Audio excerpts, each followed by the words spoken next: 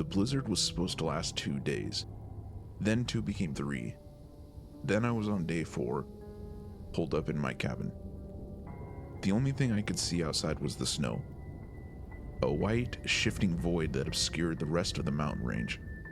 I looked for the stars out of habit, but they were gone, buried behind layers of storm. The sky was black, thick with clouds and snow along with the night. The tree line, usually clear, was just faint now. A smudge of darkness barely separated nature from the cabin. The thick snow blurred the edges, turning trees into shadows that shifted with the wind. What had once been a sharp, familiar boundary was now lost in a white of snow and darkness of the night. I was ready, at least before the storm hit. I'd driven down the mountain to a nearby town to stock up on supplies like I always do. I filled my good old F-150 with food, water, and anything else I might need to ride out the worst of it. Back at the clearing of the cabin, I chopped firewood. I've already got enough stacked to last through a second ice age, but it gives me something to do. Something to break up the quiet, all aspects of it. The rhythmic thunk of the axe hitting wood, the smell of fresh pine, the way the pile grows bigger with every swing. It all keeps me from thinking too much. I don't get visitors. That's not me being dramatic. It's just fact. The nearest neighbor is a 40-minute drive down the mountain, and that's when the roads are clear, which they're not, and they haven't been for days. That's why, when I heard a knock, I damn near dropped the mug of cocoa I was holding. It wasn't loud, just 2 slow, deliberate taps on the door. Then nothing. I stood there in the kitchen for a few seconds, just listening, waiting to hear it again.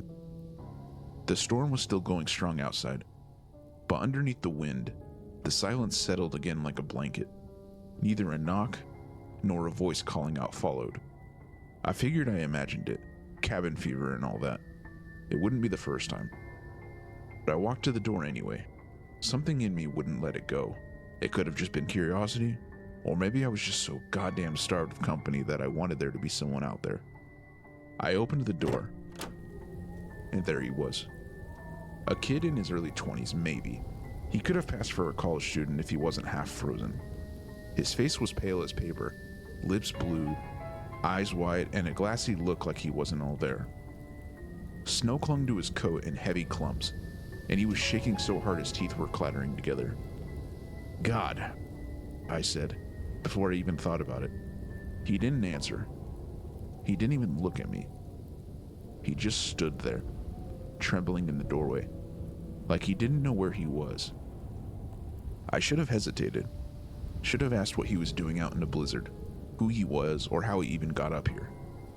But I didn't. If I closed the door and he died out there, I'd never be able to live with myself. That part of me, the part that used to be a husband, the part that could have been a father one day, it's still there somewhere, even if it's just quieter now. "Come in," I said. "Come on, let's get you warm." He stepped inside without a word. The wind slammed the door shut behind him. He left a trail of melting snow behind him as I led him to the fire. His boots were soaked through. I had him sit on the old armchair by the fire while I threw a couple logs on and got the flames even higher. I asked if he was hurt. He didn't answer me. "Can you talk?" I tried again. "Tell me your name." Still nothing. Just that 1,000-yard stare. Like he was looking through the fire. Past it. Like he saw something there that I couldn't. He looked like hell. Skin pale and tight over the bone. Lips cracked, nose bleeding just a little from the cold. I knelt down beside him to check for frostbite. And that's when I saw it. On his side, just below the ribs, his jacket torn and shirt soaked with blood. It was a wound. A deep bite. Ragged, raw, and already turning dark around the edges. It wasn't new. A day old, maybe more. The skin around it was red and hot. "You didn't say you were bit," I muttered, more to myself than anything. He flinched when I touched it. First reaction I'd gotten out of him. His eyes snapped to mine. Wild. Just for a second, then they went vacant again. It didn't look like a wolf bite. I've seen those before. Hell, I've seen worse, back when I hunted more often. Wolves tear, rip, pull. This was cleaner. Too clean. I patched it up as best I could. Cleaned it, wrapped gauze tight around its ribs. He winced, but didn't make a sound. Just watched me. Breathing shallow, like a cornered animal. After that, I set him up in the guest room. It had a bed, a thick blanket, and a space heater in the corner. He didn't say a word, and just laid down, curled in on himself, eyes still wide open. I left him there, closed the door gently behind me. The cabin felt smaller after that, like he brought something in with him. A weight, a shift in the air. I tried to shake it off. I made myself tea, sat by the fire, and held a book in my lap I didn't read. I checked on him an hour later. He was asleep, out cold. No fever, at least none that I could feel. I left the door cracked just in case. I must have nodded off at some point. The fire was down to coals when I woke up. The house was quiet as a cemetery. I could hear the wind screaming against the windows, the old trees creaking out front, but nothing inside. No footsteps, no coughing, no movement from the guest room. I was just about to check again when I heard the floorboard creak. He was standing in the hall, just watching me. "Fuck," I said, nearly spilling my tea. He blinked, slow, looked around like he wasn't even sure where he was. "Sorry," he said, voice hoarse, dry. "Didn't mean to scare you." "It's all right," I said. "You're lucky to be alive." "What the hell were you doing up here?" He scratched at his bandage. "Hiking," he said. "With my girlfriend Emma." I waited. "We were camping in the woods. Yesterday? No. A few nights before, I got caught up in the storm. Thought we'd hunker down, ride it out." He stopped. His jaw tightened. "We heard something," he said. "Outside the tent. I thought it was wolves. Big ones. We stayed quiet, didn't move, but it didn't matter. They tore through the side." He swallowed hard, eyes wet now, but not crying. I ran. I didn't even see what they looked like, just teeth. It was wrong. Too many of them. Emma screamed, and then his voice broke off. "You didn't see her after that?" He shook his head. "I ran until I couldn't. Then I saw your cabin. You're safe now, kid, just rest." He nodded, turned and walked back towards the guest room like he was sleepwalking. I tried going back to sleep, even poured myself another mug of cocoa just to have something warm in my hands, but the air felt heavier now, like it was pressing in on me, 1 inch at a time. Sometime after midnight, I heard the floor creak. I glanced up, expecting to see him again, maybe wandering the hall, confused. But there was no one. Just the faint sound of the bathroom door clicking shut at the end of the hall. The light spilled out in a thin line under the frame. I waited. 5 minutes. Then 10. The pipes groaned once. A long, low exhale, like the cabin itself was holding its breath. Then I heard glass break. I walked to the bathroom and cleared my throat loud enough for him to hear. No response. "You all right in there?" Still nothing. Steam started seeping out from under the door, slow and crawling, hugging the floor like smoke. It just looked off. Not sharp and white like a shower usually gives off. This was thicker, heavier, gray around the edges, like breath fogged on glass. I stood outside for another minute, then stepped closer. I pressed my knuckles to the door and knocked once, gently. "Do you hear me, son?" Silence. Not even the shuffle of movement. No cough, no running water. The wood felt cold beneath my hand, not warm like it should be with the steam coming through, just still and dead and cold. I leaned in, pressed my ear to the door, and I listened. Nothing. Every instinct in me said to walk away. Let it be. The boy had been through hell. Maybe he needed time. Maybe he was sick. Maybe he just broke the mirror by accident. Maybe I was imagining things again. But my gut had gone cold, and it wasn't from the storm. I wrapped my hand around the knob. It was slick with condensation. I turned it slowly, quiet as I could, until the latch gave way with a soft click. Then, holding my breath, I gently opened the door. What I saw shook me. The kid was split open vertically down the middle, bisected with a horrible precision that ran from the crown of his head through his nose, mouth, and sternum, all the way down to his groin.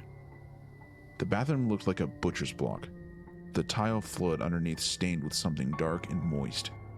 His two halves rested on the floor like broken mannequins, separated by a sickening foot of space. His ribs, stark white and splintered, jutted like snapped fences. Muscles, still glistening and unnervingly pink. They hung in strips. The coiled links of intestine and the dull, spilled organs lay exposed and motionless on the floor, some still clinging to one half of the body. There was an emptiness where his spine should have been, a hollowed-out canyon running through his core. It was as if something massive had forced its way out, from the inside. The precision of the split, through bone and gristle, was alien, just wrong. Then, through the haze of shock, a draft hit me. A bone-deep cold that had nothing to do with the storm outside. My eyes, still wide and unfocused, slowly tracked it. The small bathroom window, usually sealed tight against the mountain air, was shattered. Not just cracked, but it exploded outward as if something had exited through it. Jagged shards of glass glittered on the sill and the floor. The fierce wind howled through the gap, bringing it with a stinging spray of snow. And from the half of the young man's body that was closer to the window, a trail began. A glistening, repulsive path of black and dark red slime snaked across the pristine white tiles, past the gurgling toilet, over the shattered glass, and through the broken window frame, disappearing into the white void of the blizzard.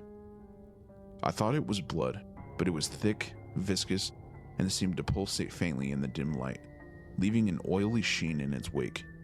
Whatever had been inside him, whatever had ripped him apart and then fled, had left his horrifying signature. I finally found my breath. It was a cold, panicked gasp that tasted of iron and strange stink coming off the floor. I backed away slowly, never taking my eyes off the split halves, off the black and red trail that snaked across the tiles. Every instinct screamed, run. Not down the mountain, I would never make it, but away from this room. It was out there now, something that hid inside a man, then discarded the skin to crawl through a broken window into a night that would kill anything normal.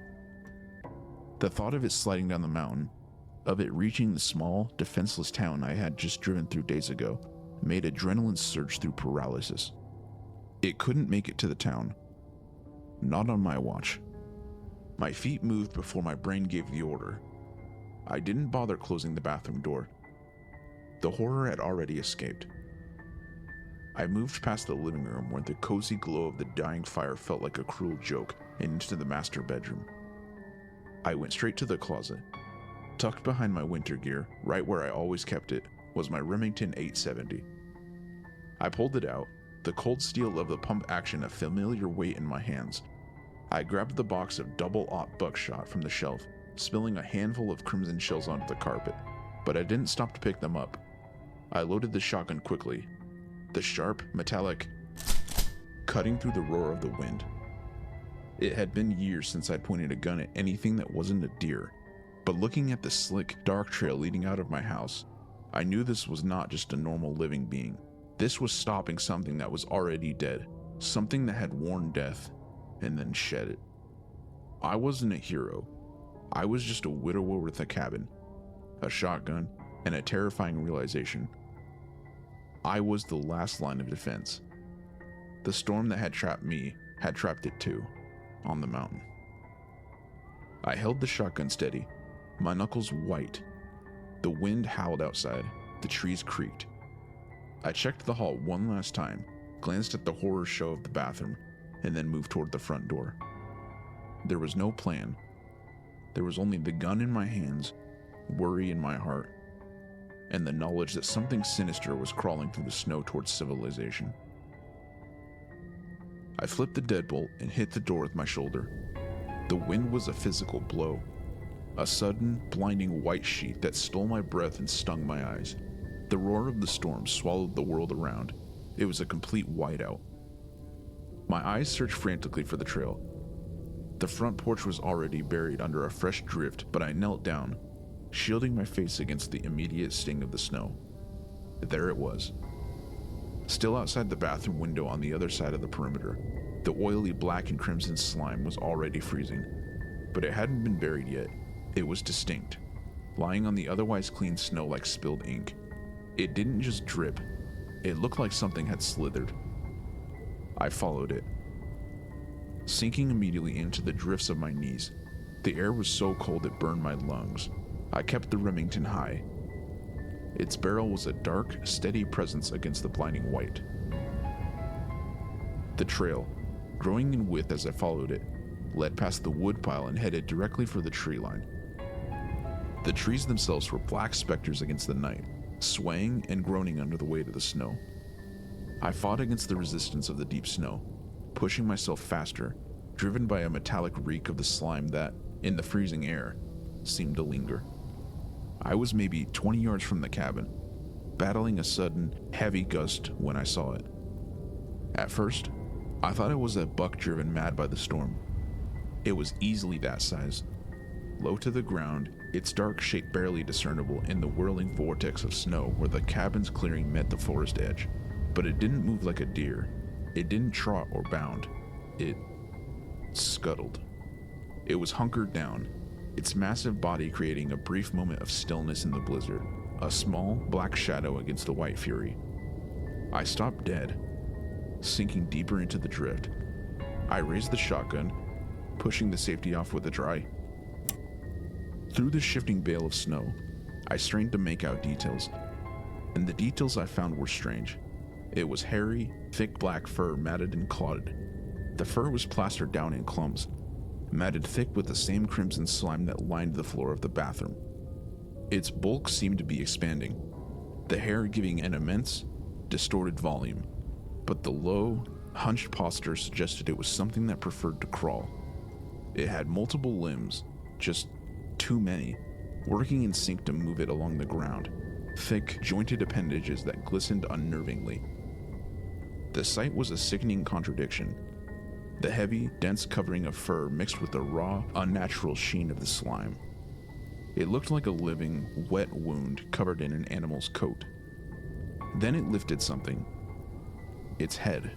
I realized with a shudder of pure dread. It was impossibly large and angular, but I couldn't discern a face. Then, the wind cleared the snow just enough for me to see a flash of wet, sickly red where eyes or the mouth should have been, reflecting the distant, faint light from the cabin window. It didn't see me. It seemed focused entirely on the darkness of the tree line, already beginning to merge with the shadows.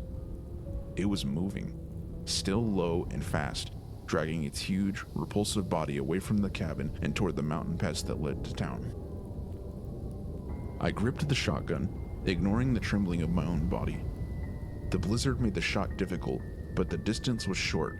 If I let it reach the shelter of the trees, it would be gone. I took the slack out of the trigger. There was no hesitation left in me, just the immediate, primal need to stop this monstrosity before it vanished.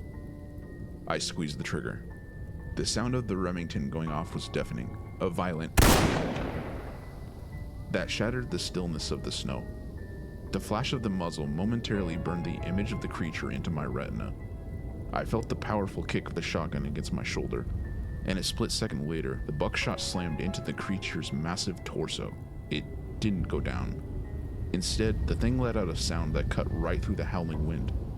A screaming wail that was entirely inorganic, like tearing metal on a wet, ripping canvas. It was a noise of pain, but also of inhuman rage, and it sent a spike of pure terror through my chest. The section of its body where the shot hit seemed to absorb the impact, scattering a spray of the thick, dark slime and a few clumps of matted hair into the air. It scrambled. The monstrous body, for all its bulk, moved with terrifying speed, abandoning the relatively clear ground and lunging into the dense black of the tree line. I pumped the action, ejecting the spent shell and loading a fresh round. I didn't wait to see if it was mortally wounded. I just knew I had to keep it moving, keep it from burrowing down or reaching the pass. I plunged into the forest after it, following the fresh, dark disturbance in the snow. The trees offered a brief, deceptive shield from the worst of the wind, but the snow was deeper here, making every step a labor. I focused only on the trail, the churned snow, the scattered slime, the deep, heavy indentations of multiple limbs. I ran until my lungs burned, until the cold made the skin on my face ache, until the sounds of its desperate, laborious breathing were drowned out by my own. Then I stopped. The trail vanished. One moment, I was following a distinct line of destruction. The next, the snow was pristine, only marked by my own clumsy boot prints. I moved forward a few more steps, scanning the blizzard-shrouded ground, wondering if the heavy snow had worked against me and buried the signs. But no. The trail hadn't slowly faded. It had ended completely, as if the creature had simply dissolved into the air. I rotated slowly, the shotgun trembling slightly in my grip, my eyes uselessly searching the area around me. My breath hitched. I caught it only as an indistinct smear of shadow, a sudden movement in my peripheral vision, high above me. I tilted my head back, staring up into the shifting, wind-whipped canopy of the pines. There was no ground trail because the trail had continued up.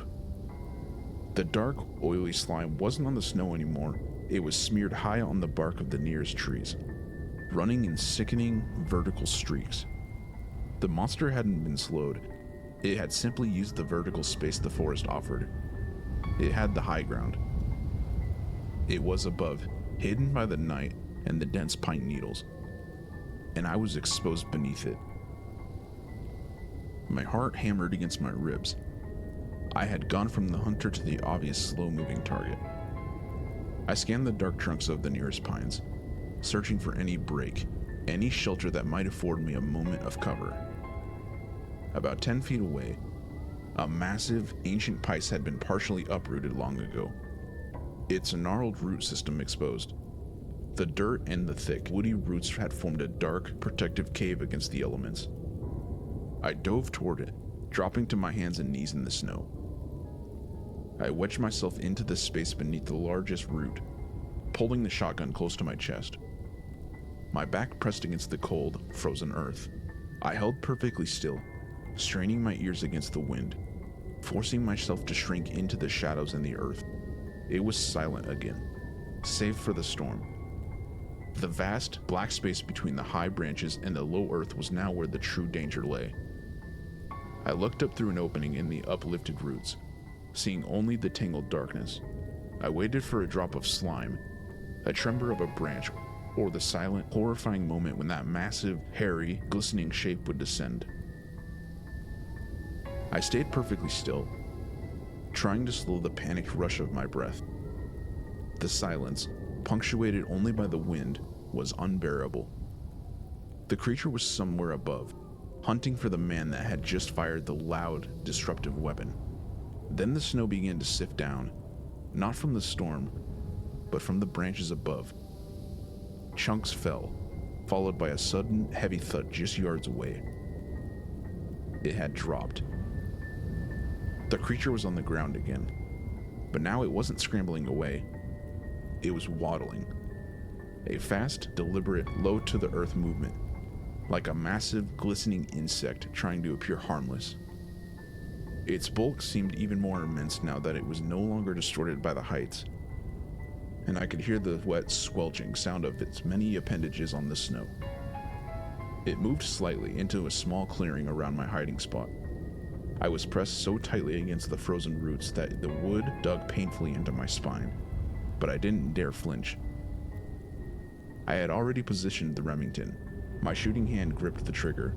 My barrel angled slightly up and out toward the opening of the root cave, resting against the snow-covered ground. The creature's movement was erratic, darting toward the tree line one moment, then pulling back. Why hasn't it found me? Then I realized it wasn't looking for me. Its massive, misshapen head was constantly sniffing the air, lifting and twisting with jerky movements. The air was thick with the howling blizzard and the scent of damp pine and frozen earth. The storm was masking my scent. The wind and the heavy, blowing snow were scattering and nullifying my presence, covering the fresh trace of gunpowder and the adrenaline. I was lucky the storm had become my unintentional ally. After a few moments, the sniffing paid out, the waddling ceased, and its massive, slimy, hairy form turned directly toward my root cave. It approached the gap between the thick roots, filling the dark space with its bulk. It was so close I could feel the minute vibrations of its weight disturbing the ground. And then, its head lowered. The snow cleared just long enough for me to see the details I hadn't been able to discern in the blizzard. Its head was roughly the size of a buck, or a moose skull, but hideously wrong. The bone structure was too broad, too blunt. It had no discernible eyes, just wide swaths of slick, wet flesh the color of old blood. It wasn't just fur that covered it. Its thick, dark hair was matted with the slime, forming a repulsive, heavy mane. Interspersed within this mane was a horrifying number of short, glistening, leech-like appendages that writhed slowly in the cold air, tasting and searching. Then, it was inches from my face. I could smell the metallic stench of the black slime mixed with the sour, coppery odor of raw meat. I was looking into the mouth of the nightmare that had walked out of a man. One of the slick, worm-like appendages darted out, brushing against the tip of my nose. In that instant, it knew. The thing recoiled slightly, its large, blunt head drawing back, the wet flesh of its face tightening into an expression of an immediate, primal recognition. The meal was found. The obstacle identified. It was about to strike. I didn't let it. I drove the barrel of the Remington up and sideways, the muzzle nearly touching the side of its monstrous head. The blast was muffled and wet. An awful, contained thunder. The buckshot tore into the creature's skull from below, and the thing erupted. A horrifying geyser of black slime, wet fur, and bone fragments sprayed into the roots above me. The creature shuddered once, a massive, muscular tremor, before its great weight collapsed. It didn't fall on me, thankfully, but it landed directly outside my hiding spot, its massive body completely blocking the entrance. I lowered the shotgun. The noise of the ringing in my ears was louder than the wind. I was trapped beneath a mountain of steaming, reeking horror.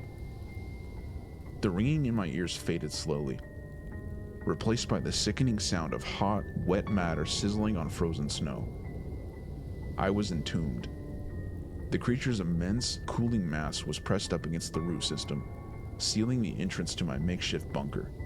I could hear the wind now, muffled by the sheer volume of dead, hairy flesh. I lowered the shotgun slowly, my entire body shaking with a delayed, violent reaction. The smell was overwhelming now. A blast of copper, sulfur, and the sour stink of the creature's slime. The muzzle of the Remington was coated in gore. I had to get out. If the blizzard kept up, I'd be trapped here underneath a rotting carcass until the spring melt. I shoved the shotgun's barrel against the creature's flank, testing the weight. No movement. It was like pushing a felled, waterlogged oak tree. I shifted my weight, reaching with my free hand, and finally found the edge of the root that had protected me. I pressed my shoulder against the dirt wall and pushed, straining. The corpse moved an inch, then sank back. I had to try a different way. I turned the shotgun around and used the thick, heavy butt of the stock to scrape away the dirt and pack snow behind me, burrowing deeper into the root system. The ground was hard and frozen, but the shotgun butt gave me just enough leverage to widen a small, cramped gap between two lateral roots. Gasping, I barely squeezed through the opening. I emerged on the far side of the massive pine, away from the creature's bulk. I stood up slowly, my heartbeat pounding in my temples, and walked over to look at the kill. It lay motionless, its multi-limbed body contorted awkwardly on the snow. But something was wrong. Where the head had been, there was only a ruin of black fur and pulped bone, yet a thin, milky white stream was rising from the wound, and then I noticed the blood, or lack thereof. It wasn't bleeding out. The dark, black-red slime was only slowly oozing, congealing almost immediately to the bitter cold. The buckshot had caused massive trauma, but the creature's internal volume seemed insufficient for its size. It felt like I had shot a sack of thick fluid rather than the complex biological organism. My eyes caught something on the creature's massive flank, where the first blast of buckshot had hit. The matted fur had been stripped clean, revealing the skin beneath. It was pale, slick, and thin, stretched tight over the enormous frame. The skin was visibly healing, slowly knitting itself back together. The gaping holes from the shot were shrinking, the raw, pink-red tissue pulling toward the center point. It was a terrifying, impossible regeneration. The steam wasn't from cooling blood. It was from a burning internal process. My breath hitched. The entire premise of this battle, that a shotgun could stop it, was a lie.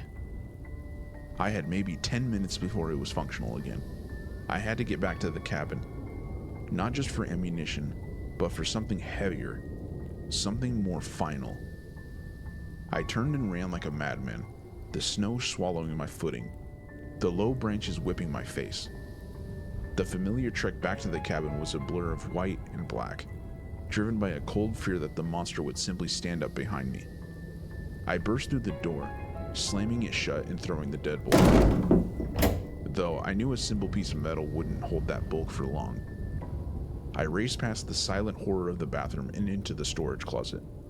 I didn't grab the deer rifle, a bullet was a coin toss, but fire was a guarantee.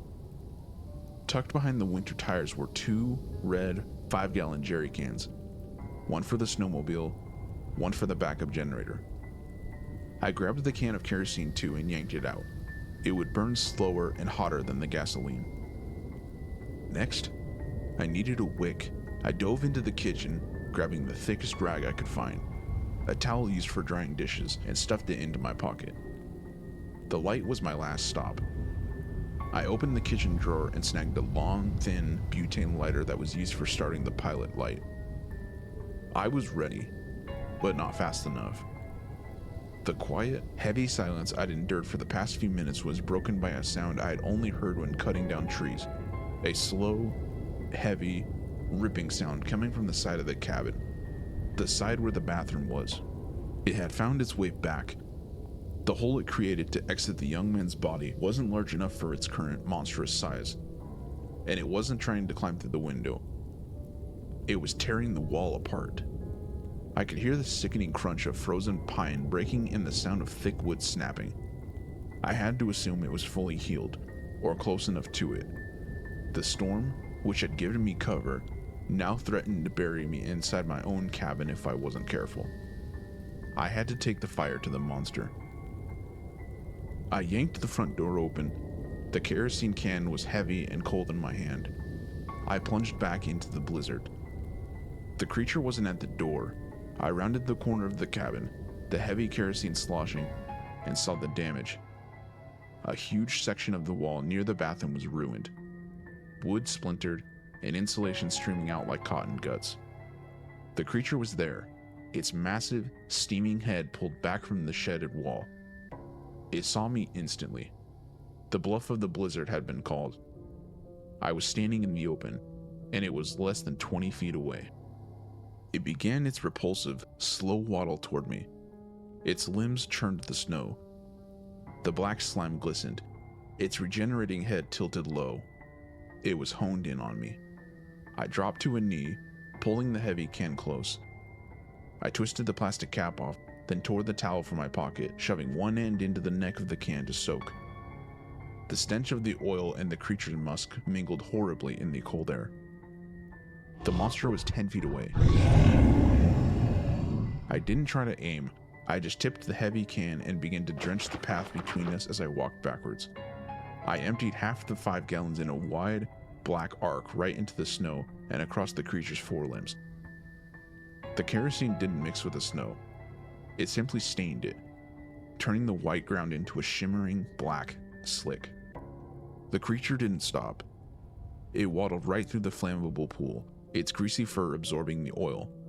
As the beast closed the distance, close enough now that I could feel the steam emanating off of its bulk, I pulled the soaked towel out, threw the can aside, and flicked the butane lighter. The thin, blue flame fought the wind for a fractional of a second, and then held. With a final, desperate roar to myself, I lit the kerosene-soaked rag like a torch and threw it directly at the monster. It hit the creature's torso, and the effect was instantaneous and brutal. The oil-soaked fur and the slick, saturated snow trail ignited with the violent. The flames were furious, a shocking blast of orange and red against the white snow. The creature was engulfed in a terrible, screaming pillar of fire.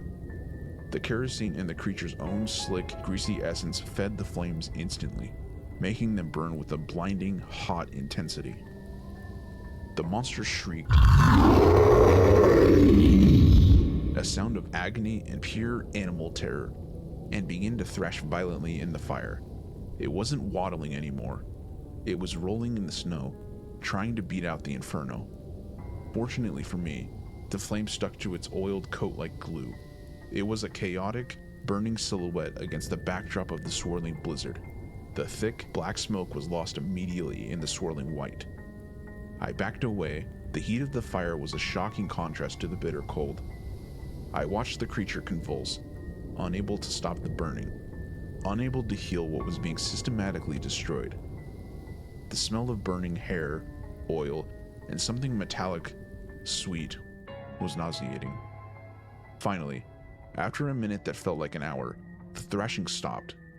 The creature lay still, a massive, charred monument to my desperate resolve.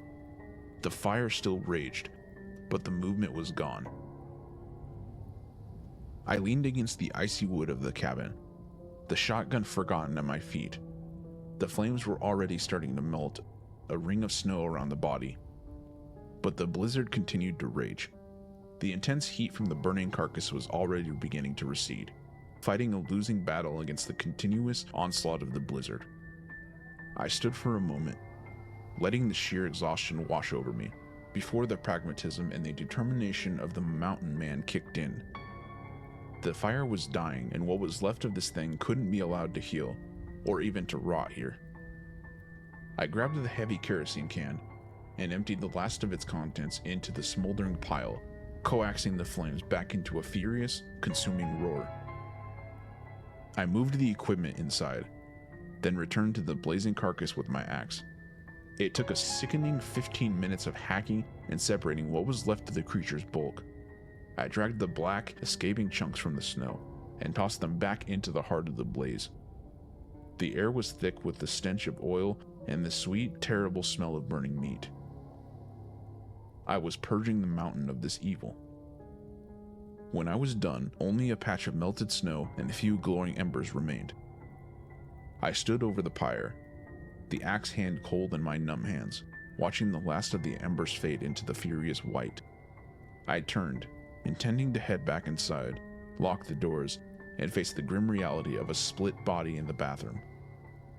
That's when I heard it. It wasn't the wind. It wasn't the groan of a tree. It was a faint, wet, screaming wail, identical to the sound of the creature had made when the buckshot first hit. The sound of ripping canvas and tearing metal. It came from the same direction as the first time. From the depths of the tree line. From where the young man had come. I spun around, bringing the axe up like a shield, searching the blinding, swirling storm. My mind immediately went to the rifle, the thing I had left behind in the house in my haste. I had nothing but a bloody, snow-covered axe and a dead fire. The wail came again, closer this time, high-pitched and choked. I took a step backward, preparing to fight, when a memory finally pierced the fog of panic. The young man's vacant eyes. The young man's vacant story. Hiking. With my girlfriend, Emma.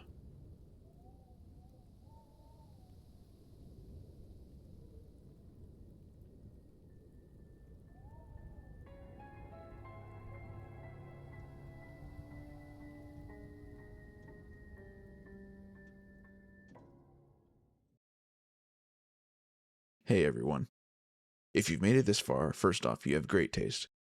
But also, I need new stories and series to narrate. If you are a writer yourself, or you have a story you'd like me to narrate, email me. It's in the description and it's also in my About Me on my channel. Thanks everyone. Have a good night.